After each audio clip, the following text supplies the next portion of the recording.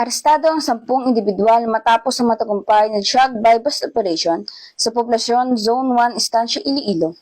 Dito lamang 19 na Nobyembre taong kasalukuyan. Sa operasyon, nakumpiska mula sa mga suspect ang isang heat seal transparent plastic sachet na hinalang shabu bilang bypass item kasama ang 18 pang sachet ng pinaghihinalaang shabu na may kabuang bigat na humigit kumulang 221.74 gramo. Kinilala mga na-aresto na sina alias Nonoy Dulong, 21 taong gulang, alias Carvajal, 52 taong gulang, alias Ceballos, 29 na taong gulang, alias Sunilan, 18 taong gulang, alias Labang, 24 na taong gulang, alias Relox, 36 na taong gulang, alias Gonzales, 29 na taong gulang, alias Amante, 31 taong gulang, alias Villerias, 24 na taong gulang, at si alias Damog na nasa hustong gulang. Ang operasyon is nagawa sa pangunguna ni Police Major Carl Jerome T. Tingnana ng Estancia Municipal Police Station kasama ang PDEO Team 3 na pinamunuan ni Police Major Daji B. De Lima at ang 2nd IPMFC sa pamumuno naman ni Police Major John Salvador A. Bello. Kasalukuyan na sa kusdiya ng Estancia Municipal Police Station ang mga suspect at nakatakdang sampahan ng kaukulang kaso sa paglabag sa Republic Act 965 o Comprehensive Teen Drugs Act of 2002. Patuloy namang pinaigting ng Estancia Municipal Police Station